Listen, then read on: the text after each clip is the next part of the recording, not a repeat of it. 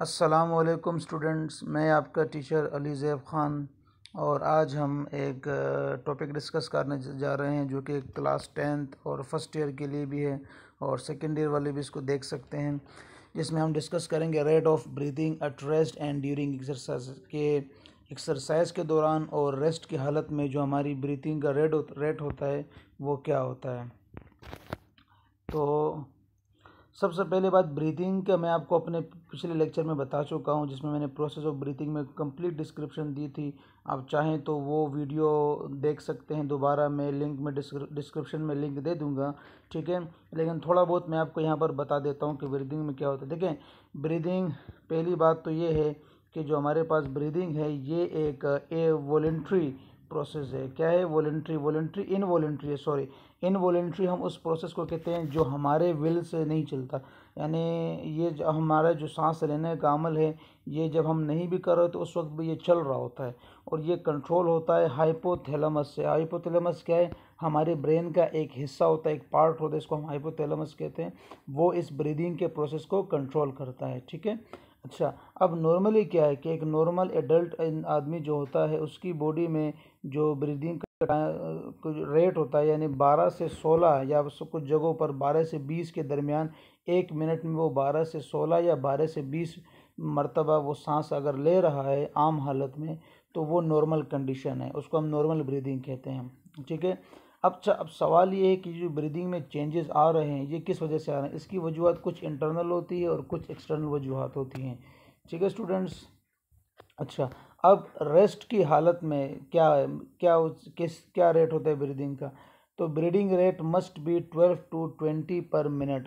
यानी जब आप कुछ भी नहीं कर रहे, आप आराम से कहीं पर बैठे हैं या लेटे हुए हैं या बैठे बैठे कोई कंप्यूटर पे कोई काम कर रहे हैं या कोई मोबाइल यूज़ कर रहे हैं, ठीक है, तो उस वक्त आपका ब्रीदिंग रेट क्या होना चाहिए? 12 से 20 मरतबा एक मिनट में होना चाहिए। अगर 12 to 20 पर मिनट रेट है तो इसका मतलब आपका जो प्रोसेस है ब्रीदिंग का ये नॉर्मल चल रहा है। लेकिन अगर अंडर 12 यानी अगर 12 से कम है रेस्ट की हालत में और 25 से ज़्यादा है, या तो 12 से कम है या अगर कम नहीं है बढ़ गया और कितना बड़ा है 25 से भी ज़्यादा हो गया एक मिनट में, तो उसको हम कहते हैं एबनॉर्मल कंडीशन। यानी ये कंडीशन अब नॉर्मल नहीं है। इसका मतलब ये है कि रिस्पिरेटरी सिस्टम में या उस इंसान की बॉडी के अंदर कोई ना कोई मसला इस वक्त चल रहा है।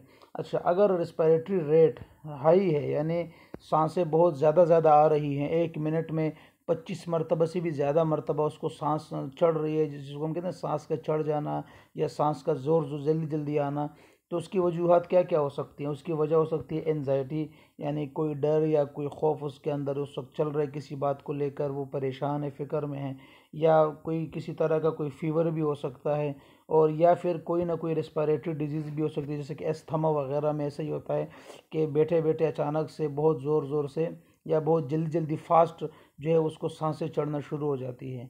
तो अगर ऐसा हो रहा है बैठे बैठे रेस्ट की हालत में, तो इसका मतलब ये कि कोई ना कोई एबनॉर्मेलिटी हो रही है रेस्पिरेटरी सिस्टम में। लेकिन अगर ब्रीथिंग रेट 12 से भी कम है, यानी एक मिनट में वो 12 से भी कम मरतबा में सांस ले रहा है, इसका मतलब ये कि ये भी नॉर्मल नहीं। इसकी क्या वजूहत हो सकती है? इसकी वजह हो सकती है ड्रग का ओवरडोज, कोई उसने ओवरडोज या हाई डोज की कोई दवाई खा ली है, या उसके अलावा कोई हेड वगैरह में कोई इंजरी लग गई है, तो ऐसी वजह भी हो सकती है। अच्छा जी, उसके बाद ड्यूरिंग एक्सरसाइज, आपको पता है कि जब हम एक्सरसाइज करते हैं, ठीक है, तो उस वक्त हम नॉर्मल हालत में नहीं होते। यानी हम रनिंग कर रहे हैं या दौड़ रहे हैं या वज़न उठा रहे हैं, इस तरह की कोई चीज़ कर रहे हैं, तो उस वक्त क्या होता है कि हमारी बॉडी को जो है वो ऑक्सीजन का इस्तेमाल बढ़ जाता है। अब हमारी बॉडी को नॉर्मल हालत से ज़्यादा ऑक्सीजन चाहिए, ज़ाहिर है बॉडी को नीड होती है एनर्जी की, और एनर्जी के लिए बॉडी को चाहिए ऑक्सीजन। तो जब हम एक्सरसाइज कर रहे हैं तो हमारे मसल्स जो हैं वो हार्ड वर्क शुरू कर देते हैं, जिसकी वजह से क्या होता है कि हमारी बॉडी में एनर्जी की जो डिमांड होती है वो बढ़ जाती है, और इस डिमांड को बढ़ने के लिए हमें ऑक्सीजन चाहिए होता है, ठीक है। तो उस वक्त फिर जाहिर सी बात है उस ऑक्सीजन की कमी को पूरा करने के लिए बॉडी क्या करती है कि जल्दी जल्दी वो जो रेट ऑफ ब्रीदिंग है वो बढ़ जाता है, जिसकी वजह से हमारी बॉडी के अंदर ज़्यादा से ज़्यादा एयर अंदर जाती है और वो जो ऑक्सीजन की डिफिशिएंसी है वो पूरी होने लगती है। तो इसका मतलब ये है, कहने का मकसद ये है कि अगर आप कोई कोई मुशक्क़त वाला काम कर रहे हैं, या आप रनिंग कर रहे हैं, एक्सरसाइज कर रहे हैं, या आप तेज़ तेज़ चल रहे हैं, ठीक है, या कोई भी मेहनत वाला काम कर रहे हैं, तो उस वक्त अगर आपका ब्रीदिंग रेट बढ़ जाता है तो इसका मतलब वो परेशानी वाली बात नहीं, वो हमारे पास नॉर्मल के स्टेट में ही काउंट किया जाएगा। अच्छा, हम क्योंकि हम ब्रीदिंग को पढ़ रहे हैं तो यहाँ पर एक और चीज़ का भी जिक्र आता है, वो है एनएरोबिक रिस्पायरेशन। एनएरोबिक रिस्पायरेशन क्या होता है? समटाइम्स जब हम कोई एक्सरसाइज बहुत ज़्यादा कर रहे होते हैं एक ही टाइम पे, तो उस वक्त हमारी बॉडी में क्या होता है, जो सेल्स होते हैं वो ब्रेक डाउन करते हैं ग्लूकोज को in the absence of oxygen. ठीक है, जाहिर सी बात है, जब हम एक्सरसाइज कर रहे हैं तो हमारी बॉडी को एनर्जी बहुत ज़्यादा चाहिए। अब वो जितनी एनर्जी उसको चाहिए उतना ऑक्सीजन हमारी बॉडी को उस वक्त मिल नहीं रहा, क्योंकि हमारी बॉडी उसके लिए यूज टू नहीं है या तैयार नहीं है। तो फिर उस वक्त बॉडी क्या करती है, ग्लूकोज को तोड़ रही होती है ऑक्सीजन की गैर मौजूदगी में। तो नॉर्मली जब ऑक्सीजन टूटता है हमारी बॉडी में स्टूडेंट्स, तो कार्बन डाइऑक्साइड बनती है। ठीक है, ऑक्सीजन जब ब्रेक डाउन होता है तो ऑक्सीजन से क्या बनती है, कार्बन डाइऑक्साइड CO2। लेकिन यहाँ पर क्या है, क्योंकि ऑक्सीजन तो है नहीं, तो इसीलिए ऑक्सीजन की जगह कार्बन डाइऑक्साइड नहीं बनेगी, बल्कि क्या बनेगा हमारे पास, सॉरी, यहाँ पर हमारे पास क्या चीज़ बनेगी, लैक्टिक एसिड। कार्बन की जगह, कार्बन डाइऑक्साइड की जगह हमारे पास जो चीज़ बनेगी उसको हम कहते हैं लैक्टिक एसिड।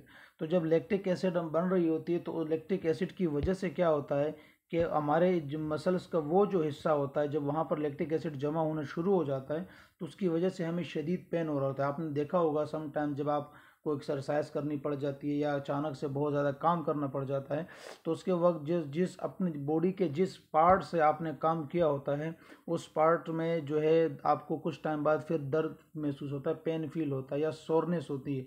तो उसकी वजह क्या होती है, उसकी वजह होती है आपका ये जो लैक्टिक एसिड है, क्योंकि ये लैक्टिक एसिड बना था एनएरोबिक रेस्पिरेशन के दौरान और अब ये मसल्स में जमा हो गया, जिसकी वजह से मसल्स में शदीद पेन हो रहा है। अच्छा, अब इस लैक्टिक एसिड को रिमूव करने के लिए जिस ऑक्सीजन की ज़रूरत होती है उसको हम कहते हैं ऑक्सीजन डेप्ट। ऑक्सीजन डेप्ट क्या है, वो जो लैक्टिक एसिड हमारी बॉडी में स्टोर हो गया था ड्यूरिंग एनएरोबिक रेस्पिरेशन, तो अब उस लैक्टिक एसिड को बॉडी से रिमूव भी करना है। ठीक है, अब उसके लिए हमारे जो ऑक्सीजन, उसके लिए हमें चाहिए होता है ऑक्सीजन। ज़ाहिर है लैक्टिक एसिड बना ही ऑक्सीजन के गैर मौजूदगी में की वजह से होता है, तो अब उस लैक्टिक एसिड को बॉडी से रिमूव करने के लिए चाहिए भी ऑक्सीजन ही होता है। तो ऑक्सीजन डेप्थ के the amount of oxygen which requires breaking down of lactic acid which is obtain by deep breathing.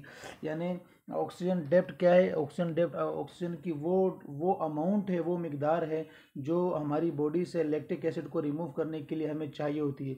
और क्योंकि ये एक एक्स्ट्रा ऑक्सीजन की एक्स्ट्रा अमाउंट है ये, तो इसलिए इसके लिए हमें क्या कहें, गहरी गहरी सांसें लेनी पड़ती है, डीप ब्रीथिंग करनी पड़ती है, तो उसको हम कहते हैं ऑक्सीजन डेप्थ। तो स्टूडेंट्स, होपफुली कि मैं आपको ये समझा सका हूँ। मैंने बहुत कोशिश की है इस टॉपिक को इजी बनाने की। वैसे ये टॉपिक है बड़ा आसान सा, इतना मुश्किल नहीं है। ठीक है, तो आपको अगर कोई सवाल हो, कोई क्वेरी होती है तो आप पूछ सकते हैं। जब तक के लिए अपना ख्याल रखिएगा। अल्लाह हाफ़िज़।